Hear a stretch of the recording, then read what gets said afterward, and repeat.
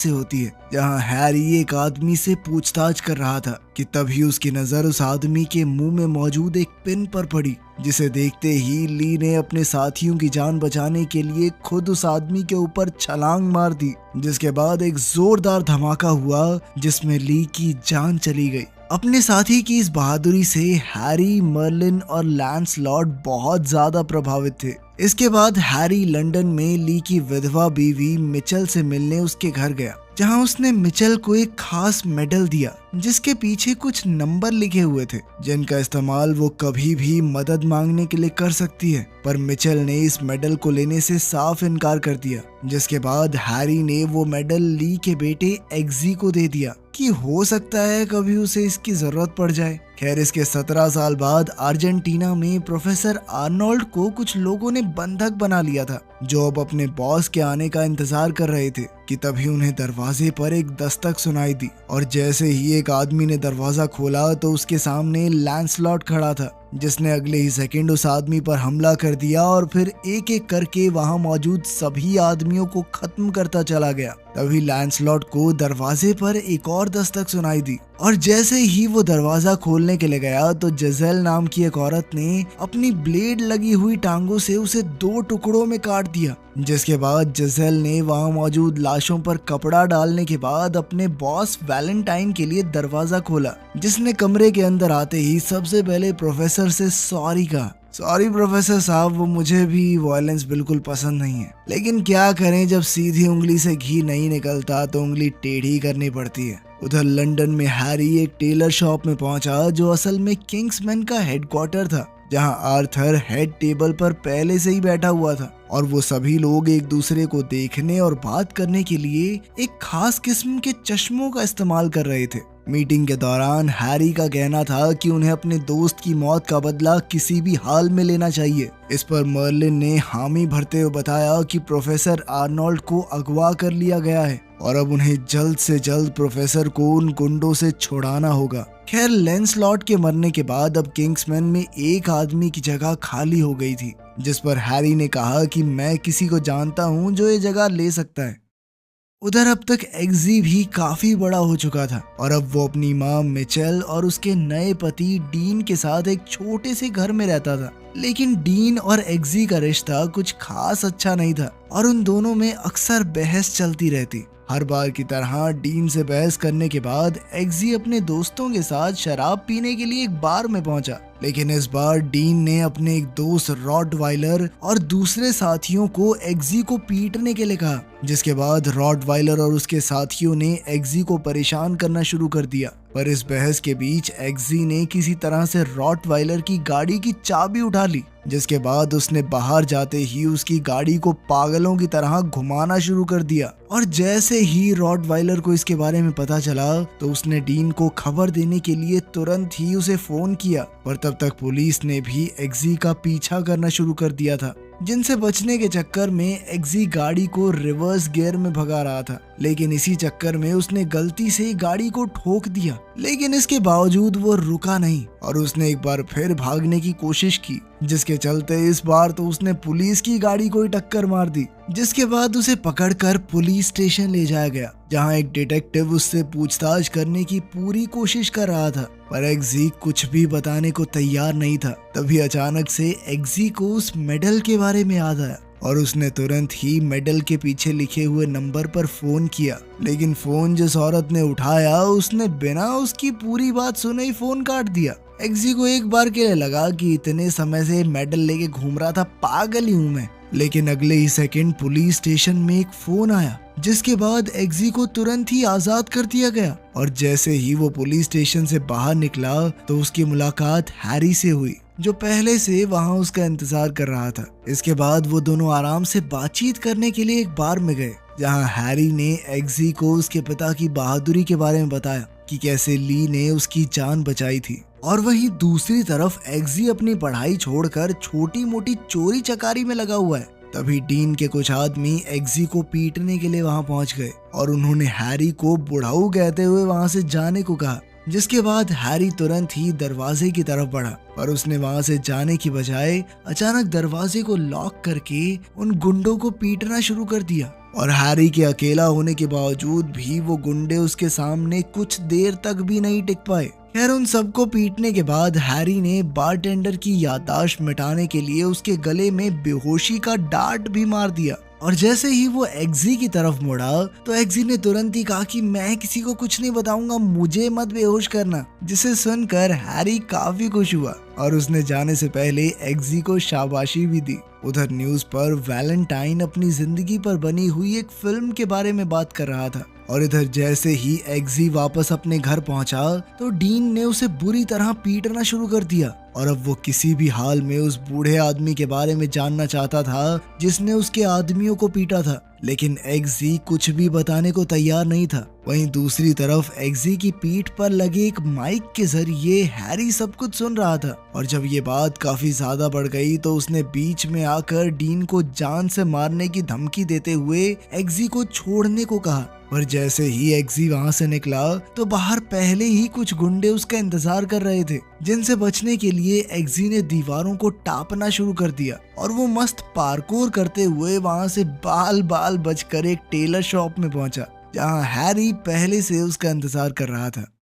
एग्जी के वहां पहुंचते ही वो उसे पीछे के कमरे में ले गया, जहां उसने एग्जी से पूछा कि क्या वो हमेशा के लिए अपनी जिंदगी को बदलना चाहेगा, क्योंकि अगर वो किंग्समैन का सदस्य बन गया तो उसकी जिंदगी पूरी तरह पलट जाएगी। एग्जी के हामी भरते ही हैरी ने उसे एक खुफिया रास्ते में ले जाते हुए बताया कि असल में किंग्समैन दुनिया की सबसे खतरनाक इंटेलिजेंस एजेंसी है। इसके बाद वो दोनों बुलेट ट्रेन में बैठकर शहर से दूर एक बहुत बड़े बंगले में पहुंच गए, जहां एग्जी ने पहली बार किंग्समैन के बेस को देखा। इसके बाद मर्लिन उसे एक कमरे में ले गया, जहां 8 और उम्मीदवार मौजूद थे, जिनमें से एक ही किंग्समैन का सदस्य बनने वाला था। इसके साथ ही मर्लिन ने उन्हें बताया कि ये दुनिया का सबसे खतरनाक जॉब इंटरव्यू होने वाला है। मर्लिन के कमरे से निकलते ही सभी लोगों ने अपना अपना परिचय दिया। उन सब से मिलने के बाद एग्जी ये तो अच्छे से समझ गया था कि वो उन सब से बहुत अलग है। रात के समय सभी उम्मीदवार सोने की तैयारी कर रहे थे,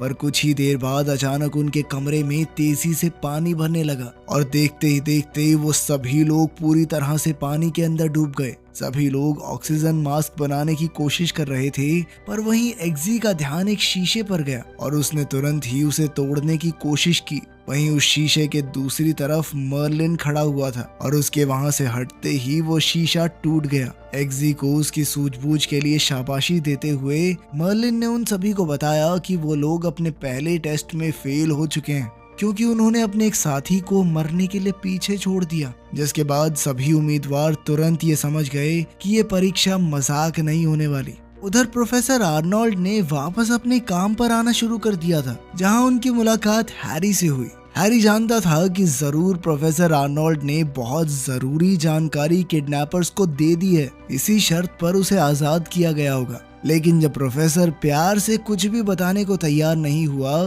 तो हैरी ने उसका कान खींचना शुरू कर दिया। पर अगले ही सेकंड प्रोफेसर के सर में एक धमाका हुआ, जिसके बाद अचानक 2 आदमियों ने हैरी पर हमला करना शुरू कर दिया, जिनसे बचने के लिए वो खिड़की के रास्ते भागा। उधर वैलेंटाइन ये जानकर खुश था कि उसकी सिक्योरिटी उनके काम आई। उधर वैलेंटाइन को जैसे ही इस बारे में पता चला तो उसने तुरंत अपने आदमियों से कहा कि पता लगाओ कि आदमी कौन है, और साथ ही उसने अपने आदमियों से कहा कि उसके खुफिया काम को जल्द से जल्द पूरा करें। उधर मर्लिन ने सभी उम्मीदवारों को बताया कि उन सभी को एक एक पपी अडॉप्ट करना होगा, जो पूरी ट्रेनिंग में उनके साथ रहेगा। इधर हैरी अपने ऊपर हुए हमले की वजह से हॉस्पिटल में दाखिल था। खैर जल्द ही एग्जी को पता चला कि हैरी को एक मिशन में बहुत ज्यादा चोट लगी है और वो हॉस्पिटल में भर्ती है। जब एग्जी उससे मिलने के लिए आया तो मर्लिन ने उसे सिर्फ अपनी ट्रेनिंग पर ध्यान देने को कहा, लेकिन ट्रेनिंग भी कुछ खास नहीं चल रही थी, क्योंकि एग्जी का पपी बहुत ज्यादा आलसी था। दूसरी तरफ वैलेंटाइन अपनी फैक्ट्री में चिप्स को बनते हुए देख रहा था और वहीं दूसरी ओर हैरी होश में आ गया। एकेडमी में भी सभी उम्मीदवारों की ट्रेनिंग जोरों शोरों से चल रही थी। साथ ही हमें पता चलता है कि वैलेंटाइन बहुत पहुंचा हुआ आदमी है। एक रात वो स्कैंडिनेविया की राजकुमारी के साथ डिनर कर रहा था, जहां राजकुमारी का कहना था कि उसका प्लान एकदम बेवकूफी भरा है वहीं दूसरी तरफ प्राइम मिनिस्टर को वैलेंटाइन का प्लान बहुत ज्यादा पसंद आया। वैलेंटाइन की बात को काट कर राजकुमारी जैसे ही वहां से निकली तो उसके ऊपर हमला हो गया, जिससे बचना उसके लिए नामुमकिन था। वहीं दूसरी तरफ प्राइम मिनिस्टर ने अपने कान के पास चिप डलवा ली, जिसके बाद वैलेंटाइन ने उसे प्रोजेक्ट का हिस्सा बनने के लिए मुबारकबाद दी। इधर हैरी अब पूरी तरह से ठीक हो गया था और उसने एग्जी को टॉप 6 में पहुंचने के लिए बधाई दी। तभी मर्लिन ने उन्हें एक वीडियो दिखाते हुए बताया कि असल में प्रोफेसर की मौत एक इम्प्लांटेड चिप से हुई थी, जो वैलेंटाइन ने उसके कान के पास लगाई थी। और ये बात सुनते ही एग्जी ने उन दोनों को एक खबर के बारे में बताया जो उसने कुछ दिन पहले टीवी पर देखी थी। असल में वैलेंटाइन पूरी दुनिया में अपने सिम फ्री में बांट रहा था, जिनके अंदर फ्री इंटरनेट चलेगा। वैलेंटाइन का पता नहीं, हमें तो अंबानी ने बांटे थे। ये खबर सुनने के बाद अब हैरी एक बार वैलेंटाइन से मिलना चाहता था, जिसकी जिम्मेदारी मर्लिन को दी गई। खैर अगले दिन टॉप 6 कंटेस्टेंट्स का एक काफी खतरनाक टेस्ट था, जिसमें उन सभी को आसमान से कूदकर एक पर्टिकुलर टारगेट पर लैंड होना था और ये सब कुछ उन्हें रडार से बचते हुए करना होगा। इशारा मिलते ही वो सभी लोग बिना कुछ सोचे कूद गए, पर रॉक्सी एक बार के लिए घबरा गई, लेकिन इसके बावजूद उसने एग्जी को फॉलो करने का फैसला किया। आसमान के बीचों बीच मर्लिन ने उन्हें बताया कि उनमें से एक के बैग में पैराशूट है ही नहीं, और ये खबर मिलते ही एग्जी ने उन सभी को जोड़ियां बनाने को कहा। पर उनमें से कुछ लोगों ने जान की बाजी लगाने की बजाय टेस्ट में फेल होना बेहतर समझा और एक एक करके उन्होंने अपना पैराशूट खोलना शुरू कर दिया, जिसके बाद अब सिर्फ रॉक्सी और एग्जी ही बचे हुए थे। और जैसे ही उन्होंने रेडार डिटेक्शन को पार किया तो एग्जी ने रॉक्सी का पैराशूट खोल दिया, जिसके बाद वो दोनों सही सलामत टारगेट पर लैंड कर गए। टेस्ट के बाद मर्लिन ने एग्जी और रॉक्सी को पास तो कर दिया, पर एग्जी कहने लगा कि आखिर मेरे ही बैग में पैराशूट क्यों नहीं डाला, जिस पर मर्लिन ने कहा कि पैराशूट तो सबके बैग में था, ये सिर्फ उनके दिमाग को ट्रिक करने के लिए एक टेस्ट था। उस रात हैरी वैलेंटाइन के एक चैरिटी इवेंट में पहुंचा, जहां जाकर उसे पता चला कि हैरी ने इतनी बड़ी डोनेशन कर दी थी कि वैलेंटाइन ने पूरी पार्टी कैंसिल कर दी और वो उसे लेकर एक खास कमरे में पहुंचा, जिसके बाद जिसेल उन दोनों के लिए खाना लेकर आई, जिसे खाते हुए हैरी ने वैलेंटाइन से थोड़ी बातचीत की। लेकिन तभी अचानक वैलेंटाइन ने उससे पूछा कि तुमने जासूस मूवीज देखी है क्या? और इस सवाल के बाद वो दोनों ऐसे बात करने लगे मानो एक दूसरे की असलियत के बारे में जानते हों। हैरी को अलविदा कहने के बाद जब जिसेल ने वैलेंटाइन से पूछा कि तुमने इसे जाने क्यों दिया, तो वैलेंटाइन ने बताया कि मैंने इसकी ड्रिंक में एक माइक्रो नैनो चिप डाल दी थी। उधर हैरी को भी वैलेंटाइन के एक चर्च ग्रुप से जुड़े होने की खबर मिली। इधर वैलेंटाइन एक बार फिर से स्कैंडिनेवियन राजकुमारी से मिला, जो अब भी उसकी शर्तों को मानने से साफ इनकार कर रही थी। साथ ही वैलेंटाइन ने उस जगह पर कई और फेमस लोगों को भी कैद किया हुआ था। वहीं दूसरी ओर वैलेंटाइन के फ्री सिम्स के लिए दुकानों पर भीड़ लग गई थी।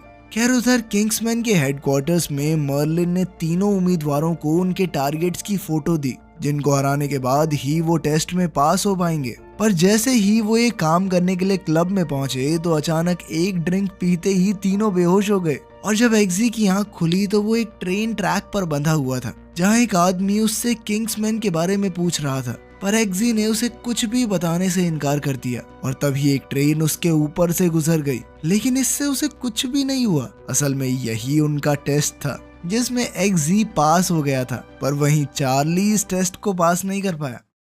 उधर वैलेंटाइन का मेन प्रोजेक्ट भी टेस्टिंग स्टेज पर पहुंच गया था। एग्जी की कमाल की परफॉर्मेंस के बाद हैरी उसे एक टेलर शॉप में लेकर गया, क्योंकि वो एग्जी को एक बुलेट प्रूफ सूट गिफ्ट करना चाहता था। लेकिन वो उसे कमरा नंबर 3 में लेकर गया, जहां अलग अलग तरह के हथियार पड़े हुए थे। और जब वो लोग वहां से बाहर निकल रहे थे तो उनकी मुलाकात वैलेंटाइन से हुई, जो अपने लिए एक सूट सिलवाने वहां आया हुआ था। और हैरी से बात करने के बाद वो चुपचाप वहां से चला गया। पर इसी दौरान हैरी ने उसके शरीर पर एक बहुत छोटा सा माइक लगा दिया। इसके बाद एग्जी की मुलाकात आर्थर से हुई, जिसने उसे एक गन पकड़ाते हुए अपने पपी को गोली मारने को कहा। और उधर मर्लिन ने भी रॉक्सी को ऐसा ही करने को कहा। एग्जी ने उस कुत्ते पर बंदूक तो तानी, पर उसने गोली चलाने से इनकार करते हुए अपनी बंदूक आर्थर को पकड़ा दी और तभी उन्हें रॉक्सी के कमरे से गोली की आवाज सुनाई दी, जिसके बाद आर्थर ने एग्जी को वापस अपने घर जाने को कहा और इधर रॉक्सी को लैंसलॉट के नाम से भर्ती कर लिया गया। घर पहुंचने के बाद एग्जी किसी भी हाल में अपनी पुरानी जिंदगी में वापस नहीं जाना चाहता था और तभी उसकी मुलाकात अपनी माँ से हुई, जिनकी आंख के पास एक चोट का निशान था और अब एग्जी ये और नहीं झेलने वाला था और इसीलिए वो डीन से सीधे तौर पर लड़ने पहुंचा। पर जैसे ही डीन ने अपने आदमियों को अंदर भेजा तभी अचानक एग्जी की गाड़ी अपने आप चलकर हैरी के पास चली आई। हैरी ने एग्जी को ट्रिगर न दबाने के लिए काफी देर तक डांटा, लेकिन फिर बाद में बताया कि ये भी आखिरी टेस्ट था। इन सभी टेस्ट्स के दौरान जितने भी लोगों की जान गई थी वो असल में मरे नहीं थे, असल में वो सभी लोग जिंदा थे। तभी मर्लिन ने हैरी के साथ संपर्क करते हुए उसे वैलेंटाइन की बातें सुनाई, जहां वो किसी को बता रहा था कि अब उनके सिम पूरी दुनिया में फैल चुके हैं और अगर उनके चर्च ट्रायल सही रहे तो वो लोग प्लान को लॉन्च कर देंगे। ये बात सुनते ही हैरी तुरंत उस चर्च ग्रुप को चेक करने निकल गया जिसके बारे में उसे पता चला था। वहाँ पास्टर जोर जोर से चिल्लाकर अमेरिकी सरकार के लिए अपनी नफरत बयां कर रहा था और तभी वैलेंटाइन ने 1000 फीट दूर बैठकर अपने सिम्स के जरिए प्रोग्राम लॉन्च कर दिया, जिसके तुरंत बाद एक औरत ने हैरी पर चिल्लाना शुरू कर दिया और हैरी ने भी तुरंत उसे गोली मार दी। इसके बाद चर्च के अंदर एक युद्ध शुरू हो गया जहां लोग हैरी को मारना चाह रहे थे, पर ये इतना आसान नहीं था और हैरी एक जंगली जानवर की तरह सबको मार रहा था। मर्लिन चाहकर भी उसे रोक नहीं पाया और वहीं वैलेंटाइन किसी भी हाल में हैरी को खत्म करना चाहता था, लेकिन इस सब के बावजूद भी हैरी उस चर्च से जिंदा बाहर निकलने वाला इकलौता इंसान बना। ये देखकर एग्जी और मर्लिन दोनों ही हैरान थे। जैसे ही हैरी चर्च से बाहर निकला तो उसका स्वागत वैलेंटाइन ने अपने 2 गनर्स के साथ किया, जहां उसने बताया कि असल में उसके सिम लोगों के अंदर गुस्सा ट्रिगर करते हैं, जिसके जरिए वो चारों तरफ तबाही मचा सकता है। इसके बाद वैलेंटाइन ने दोबारा से जासूसों वाली मूवीज के बारे में बात करना शुरू कर दिया कि कैसे जासूस आखिर में हमेशा जिंदा बच जाता है, लेकिन इस बार ऐसा नहीं होगा और अगले ही सेकंड उसने हैरी को गोली मार दी। किसी को भी इस बात पर विश्वास नहीं हो रहा था। वहीं हेडक्वार्टर्स में मर्लिन और एग्जी दोनों हैरी की मौत से बहुत ज्यादा दुखी थे। एग्जी को अभी भी हैरी की आवाज सुनाई दे रही थी और इसीलिए वो आर्थर से मिलने के लिए पहुंचा। आर्थर ने उसे बताया कि उनके पास अब वैलेंटाइन का बयान आ चुका है, जिसकी मदद से अब पुलिस को पुख्ता सबूत मिल चुका है। यहाँ से आगे की कार्रवाई वो करेंगे। इसके बाद आर्थर ने एग्जी को एक ड्रिंक पीने के लिए बैठाया और इसी दौरान एग्जी की नजर आर्थर के गले पर पड़ी, जहां वही चिप इम्प्लांट वाला निशान मौजूद था और ये देखते ही एग्जी ने आर्थर का ध्यान भटका दिया, जिसके बाद उन दोनों ने अपनी ड्रिंक पी। जैसे ही एग्जी ने अपना ग्लास खत्म किया तो आर्थर ने उसे बताया कि उसकी ड्रिंक में जहर मिला हुआ था। अब उसके पास सिर्फ 2 रास्ते थे, या तो वो वैलेंटाइन के प्रोजेक्ट का हिस्सा बन जाए या फिर भगवान के प्रोजेक्ट का। आर्थर के मुताबिक धरती अपने अंदर रह रहे वायरस को खत्म करना चाहती है, जो कोई और नहीं बल्कि इंसान ही थे। और वैलेंटाइन के मुताबिक अगर धरती को तबाह होने से कोई बचा सकता है तो वो होगा इंसानों का खात्मा। लेकिन उसका ये सारा भाषण सुनने के बाद भी एग्जी उसके साथ जुड़ने के लिए तैयार नहीं हुआ, जिसके बाद आर्थर ने जहर को एक्टिवेट कर दिया, जिसका असर एग्जी के ऊपर नहीं बल्कि आर्थर के ऊपर ही हुआ, क्योंकि एग्जी ने दोनों ड्रिंक्स को बदल दिया था। आर्थर के मरते ही एग्जी ने तुरंत उसके गले में लगी हुई चिप को निकाल लिया। उधर पूरी दुनिया के सिम एक्टिवेट होने में अब सिर्फ 6 घंटे बचे हुए थे और जैसे ही मर्लिन को आर्थर के बारे में पता चला तो उसने इस मिशन को रॉक्सी और एग्जी के साथ ही करने का फैसला किया, जिसके बाद वो लोग एक प्राइवेट प्लेन में सवार हो गए, जहां मर्लिन ने उन्हें बताया कि उन्हें सबसे पहले वैलेंटाइन की एक सैटेलाइट को तबाह करना पड़ेगा ताकि मर्लिन को मेन सिस्टम में घुसकर उसे बंद करने का समय मिल सके। सैटेलाइट को तबाह करने का काम रॉक्सी को दिया गया, जिसे एटमॉस्फेयर में पहुंचते ही सैटेलाइट पर हमला करना था। रॉक्सी को छोड़ने के बाद अब एग्जी को आर्थर के इनविटेशन का इस्तेमाल करना था। उधर वैलेंटाइन सभी को एक मोटिवेशनल स्पीच दे रहा था कि कैसे आज उन्हें मरने वाले लोगों का जश्न मनाना है। इधर एग्जी हैरी का दिया हुआ सूट पहनकर पूरी तरह तैयार था। सेफ हाउस के पास पहुंचते ही उन्हें लैंड करने की अनुमति मिल गई और तब तक एग्जी ने आने वाले खतरे को भी भांप लिया था। लैंड होने के बाद मर्लिन प्लेन को एक बेस में ले गया, जहां प्लेन से उतरने के बाद एग्जी ने आर्थर का इनविटेशन कार्ड दिखाया, जिसके बाद उन्हें मेन हॉल में ले जाया गया।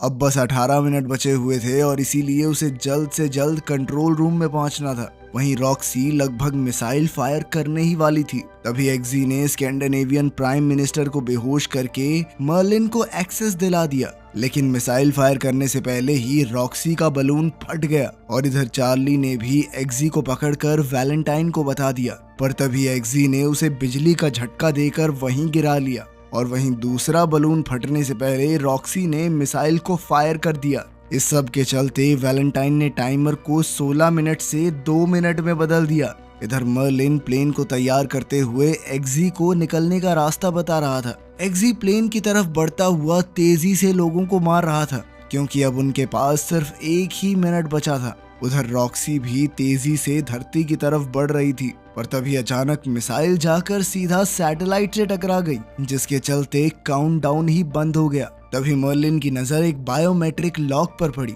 जिसके बाद उसने एग्जी को कई सारी बंदूकों का ऑप्शन देते हुए कहा कि किसी भी हाल में वैलेंटाइन के हाथ उसके कंप्यूटर को ना छुएं। एग्जी ने तुरंत ही एक अम्ब्रेला गन उठाई और बाहर आते ही सभी सैनिकों को मारना शुरू कर दिया। उधर वैलेंटाइन अपनी दोस्त से सैटेलाइट का जुगाड़ करने में लगा हुआ था। इधर एग्जी बेचारा बहुत सारे लोगों से एक साथ लड़ रहा था। वहाँ इतने ज्यादा सोल्जर्स थे कि उन्होंने एक बार के लिए तो एग्जी को हर तरफ से घेर लिया। तभी एग्जी ने रॉक्सी से कहा कि अगर मैं आज ना बच सका तो मेरी माँ मिचेल को मेरे सौतेले बाप से बचा लेना। साथ ही उसने मर्लिन को सैनिकों की चिप्स एक्टिवेट करने को कहा और इसके कुछ ही सेकंड बाद अचानक सभी सैनिक और हॉल में मौजूद लोग अपने आप मरने लग गए। दरअसल मर्लिन ने वैलेंटाइन की चिप्स का ही इस्तेमाल करके उसके गार्ड्स को मार दिया था, पर वैलेंटाइन ने अपने अंदर कोई चिप नहीं डाली थी और उसका कहना था कि तुम कुछ भी कर लो, मुझे रोक नहीं पाओगे। और इतना कहते ही वैलेंटाइन ने अपने सिस्टम को एक्टिवेट कर दिया, जिसके बाद पूरी दुनिया में उसके सिम एक्टिवेट हो गए और लोगों ने एक दूसरे को पागलों की तरह मारना शुरू कर दिया। एग्जी ने तुरंत ही कंट्रोल रूम में जाकर फायर करना शुरू कर दिया, जिससे सिम एक्टिवेशन कुछ देर के लिए रुक गई और तभी एग्जी को खत्म करने के लिए जिजेल सामने आई। उन दोनों ने एक दूसरे पर बेरहमी से हमले करने शुरू कर दिए, जबकि वैलेंटाइन इस मौके का फायदा उठाकर दोबारा सिम एक्टिवेशन शुरू करने लगा, जिसके बाद दुनिया भर के मैदान लड़ाई के युद्ध में बदल गए। इस चीज का एहसास एग्जी को अच्छे से था और इसीलिए उसने इस लड़ाई को खत्म करने का फैसला किया, जिसके बाद उसने अपने खास जूतों के जरिए जिजेल के हाथ पर जहरीली चोट मार दी, जो उसे खत्म करने के लिए काफी थी। इसके बाद उसने जिजेल की ब्लेड वाली टांगों से वैलेंटाइन पर हमला करके दुनिया भर में हो रहे खून खराबे को रोक दिया। एग्जी के मिशन पूरा करने पर सभी लोग काफी खुश थे। सब कुछ ठीक करने के बाद जब एग्जी वापस अपने घर आया तो मिचेल डीन के साथ ही बैठी हुई थी और एग्जी ने अपनी माँ को बताया कि एक नई नौकरी के साथ साथ उसे नया घर भी मिला है और अब वो लोग वहाँ जाकर रहेंगे। पर डीन ने मिचेल को वहीं रोक दिया, जिसके बाद एग्जी ने बिल्कुल हैरी के अंदाज में दरवाजे के पास जाकर उसे लॉक कर दिया ताकि वो डीन को सबक सिखा सके। वीडियो पसंद आई तो लाइक कर देना, चैनल को सब्सक्राइब कर लेना। मिलते हैं अगली वीडियो में।